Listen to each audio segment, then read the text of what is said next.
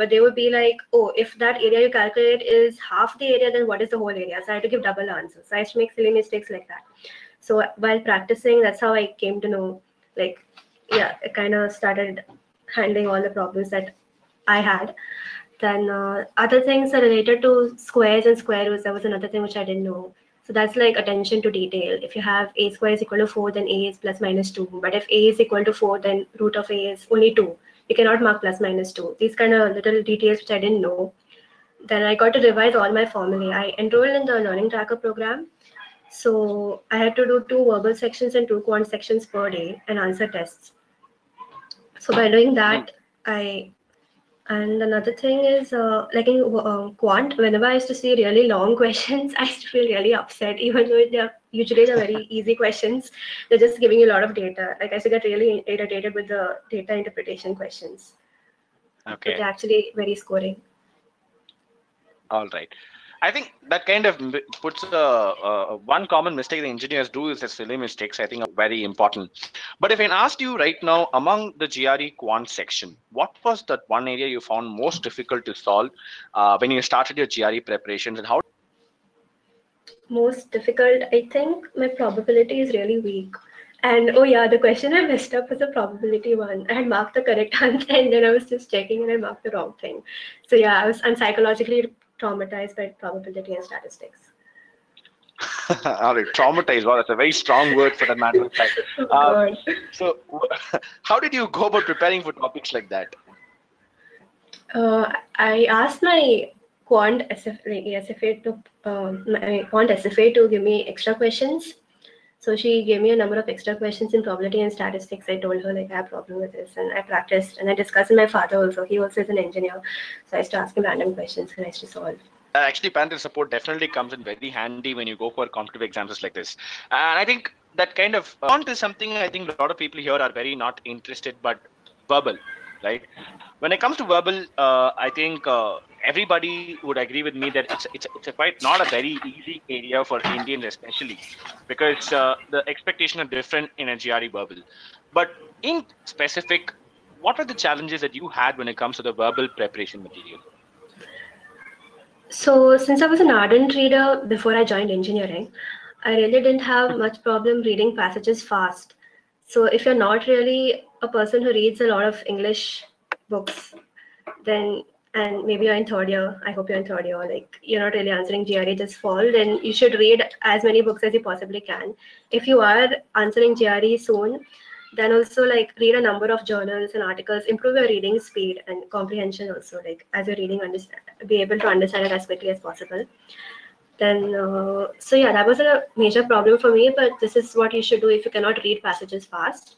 For me, vocabulary was a problem. Like, I had to study 25 words a day, but I used to not really do that.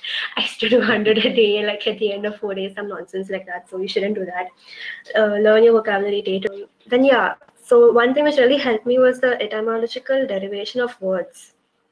So usually words have like Latin, Greek roots. So I went through this book called Norman Lewis, Word Power Made Easy. I went through it twice, once when I was a kid, just for fun.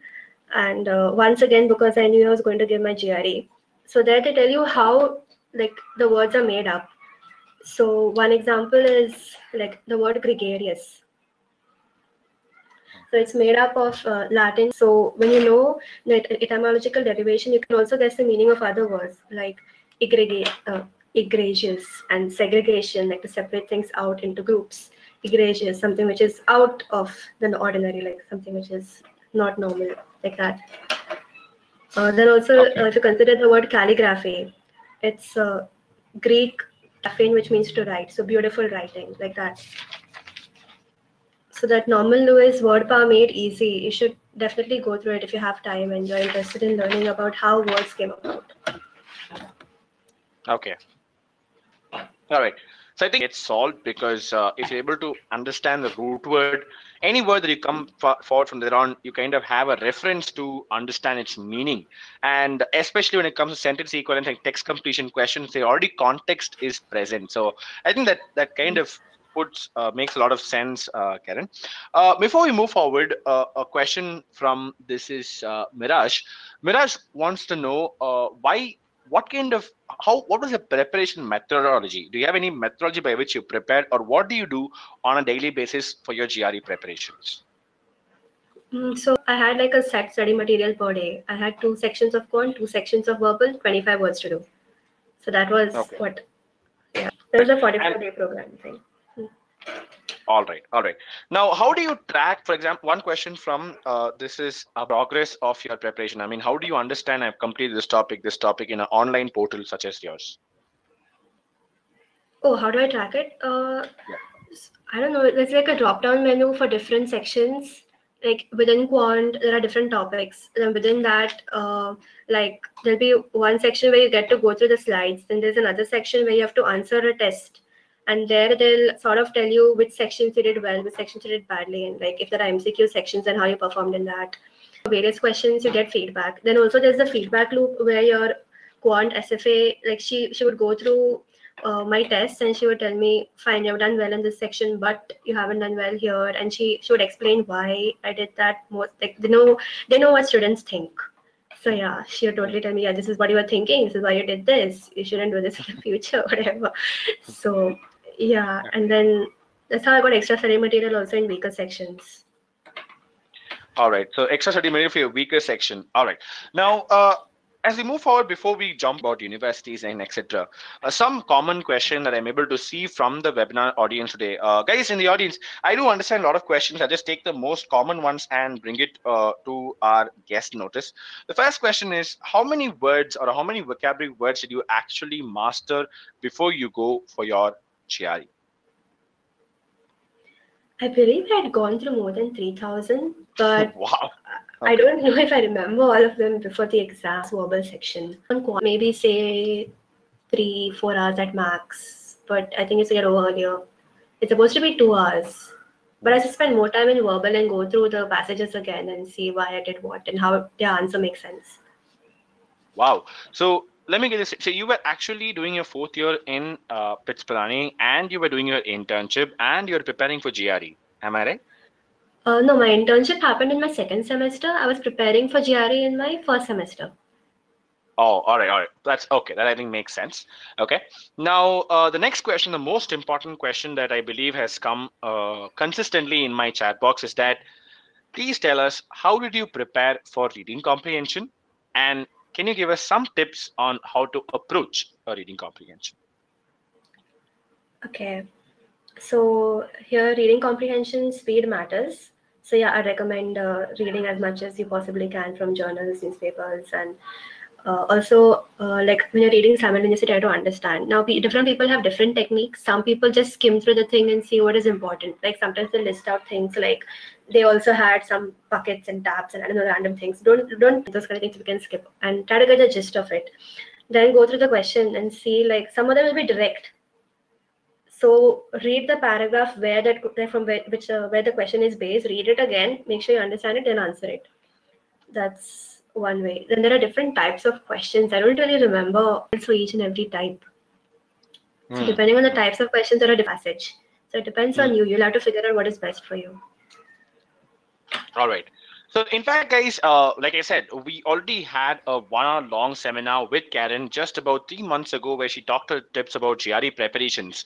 Now, if it's not much of an issue, can we ensure that you receive a recording of that seminar probably after the webinar gets over? And now, shall we focus on the application process in terms of how did she approach university shortlisting and wordboard, etc.? Can we do that? So that you get a recording for the GRE preparation separately later, and then we can focus on admissions right now. So a lot of yes, please, that will be great from Rajashri, Costa, Rajeshwari. Wonderful, guys. So because admission process is slightly difficult because there's not a lot of information available, and I'm pretty sure with now my first question for you, Karen, is that when did you start looking into the application process, and what were the challenges you faced in it? So luckily for me, application process also was handled by the admission tracker. So while I was simultaneously preparing for GRE, then they called up and they asked me if I was interested in the admission tracker service. So yeah, challenges, they weren't really, I don't know, I just answered their questionnaires and they did everything for me. But I understood why they were asking questions, and like, yeah, I really appreciated the whole process. So I can tell you tips from like what I learned if you're planning on doing it on your own. All right. Now, the first challenge that, of course, goes without saying is that going for the university selection process. Now, what helped you choose the right set of universities, and how do you think our students today should be approaching the university shortlisting questions? So before you go to shortlist any universities, make sure you know what you want. Like, what are your goals in life? What do you plan on doing in the long term? Are you interested in research or are you interested in a job? That you're interested in a job, where are you interested? So in California, there's a Silicon Valley. So IT jobs and all, like, that's the reason why I mainly applied to universities in California. Also, the weather is amazing. So then, yeah, you have to see what are your priorities. If you're interested in research, then you need to see what is the faculty profile, what is the kind of research work going on in the university. Don't blindly select universities by their ranking, like their general ranking. If you're in some other department, then see what is the best university for your department. And also, don't apply to university if you cannot afford to go there. You may get an admit and then you may not be able to go, and that's really sad. Okay, so addressing these important questions in terms of what program you want to go, the area of interest, and your dream job, right? So I think that these are some important filters. But again, total budget, I think, is very important, especially if you look at areas like California, New York, where the cost of living is also quite expensive. But and then you'll have to take that filter. If that's an issue, then you can look at other states like Texas, Arizona, etc. But I believe you had applied to a multiple, okay, not only California, you have applied for multiple countries, right? Multiple states, right? Yes, I did apply to Amherst and University of Texas at Austin. The others were mainly, I think, in California only. But yeah, they're all in California. Oh my God, only two are not in California. All right. Now, is there any scholarships that you've applied so far? Are you planning to apply when you go for your master's? No, I couldn't find like a lot of scholarships for non-residents. Like, so they do have like a list of scholarships, but then there are conditions like you have to be a resident of USA, and then there are ones for specially abled or for children of armed forces and things like that. So I didn't really fall into any of the categories. So I didn't apply for any of the scholarships. But during the application process itself, some universities do have the option of applying for the scholarship separately. I didn't really do that at the time. You should check it out. Like, if you're really interested in the university, then you should research the scholarship opportunities available. I'm hoping to get a TA-ship if possible.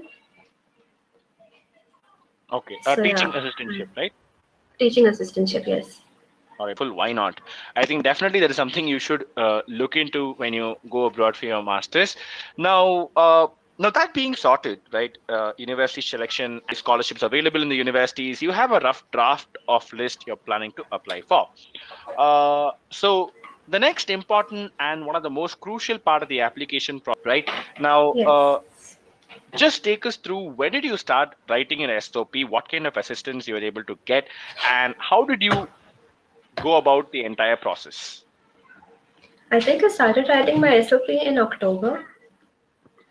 So since I enrolled with the admission tracker, they passed me a questionnaire and that had a number. So I'll tell you certain points which you should keep in mind when writing your SOP and how the flow should be. One thing I know, since I spoke to my professor at USC and asked him like if he would provide me an LOR and what any tips for SOP, and he said don't use flowery language and don't say crazy things like you were interested in engineering since you were a baby and some nonsense like that. Just be to the point and try to be succinct. Just don't blabber on and on. They just want to know who you are in as short a paragraph as possible, as short a SOP as possible. So avoid using flowery language and be to the point. Ensure there's a flow in your SOP, and at the end, you should be able to come to some conclusions during your undergraduation, internships you underwent, and your project work, any papers you published. Talk about it in depth. Like, little more detail than normal. Like you can explain what you did in your project. You can explain what projects you did in your coursework, what you learned from your internships. Like since I'd gone to USC, I said that I realized that even though we came from such different educational backgrounds and cultural backgrounds and geographical locations, that if you're interested in research, you can mention professors you want to work with. If you're if you have any extra really beneficial for your career growth, if you join the university, and you can also say that by joining their university, you would be helping their university grow as well. So make sure there's a flow. Make sure you're telling a story with a good conclusion. All right. So I think that puts, I think SOP that way is very important. Now I have a question from, this is Vikram. Vikram wants to know, did you send the same SOP to all the universities, or but you write different SOPs for every university? So some fundamental things stayed the same, like my internship experiences, my projects that I did in school, in college, all of that stayed the same. But then I personalized it by narrowing down different professors. Then different colleges, I wanted to specialize in different options that they had. So that also changed. Then I mentioned some clubs I wanted to join, which was specific to that college, things like that. So that's how I tried to personalize it. All right. Oh yeah, and if they have any labs, like UCLA has a Scalable Analytics Institute lab, so I was interested in that. So you can mention that also. So it shows that you have researched on what all options they have available. Sorry. Okay. Right. Now, a couple of questions from the audience here. Kaundinya from the audience wants to understand, how many words should an ideal in SOP contain? So mine was around 2 pages. I don't know how many words. Okay, that may probably be 10 words per line. Okay, right. The next question is, do you have any research publications? Shruti Pan from the audience wants to ask a question. No, I do not have any research publications, even though I've done projects, because I realized rather late that I was interested in data science. Like in my 4th year, first semester, so and vocabulary. So I don't know how. I think the diagnostic test will help them identify that. Yeah, you should definitely do that. You should see where you stand right now. What are your weak points? Where you stand. And Karen's diagnostics score was 315, and then you can decide how much pace you'll need, how much time you'll need, because we also firmly believe in, everybody has their own weaker area and stronger area, and personalizing study plan accordingly will be very crucially important, right? So that's one way we look at it. Now, moving forward, and next, a very important part I want to ask you personally is the visa interview. Now, how was your visa interview, and how did you go about approaching it? How did you prepare for the same? So again, GRE has helped me up with the visa interview as well. They had 3 mock interview sections. So in the first session, I was like really uncertain with my answers, and I was pretty taken aback by some of them. Like, why do you feel you deserve? I was really taken aback by questions like this, but they actually asked us questions, and questions like, why will you return to India? What do you think about your scores, like your GRE and TOEFL score? Do you think they are good enough? Why do you want to go to the particular university you're going to? And if you get a job opportunity in the US, will you take it up? And what if you meet someone you really like and decide to get married? Would you do that? I don't know. So yeah, these are questions that really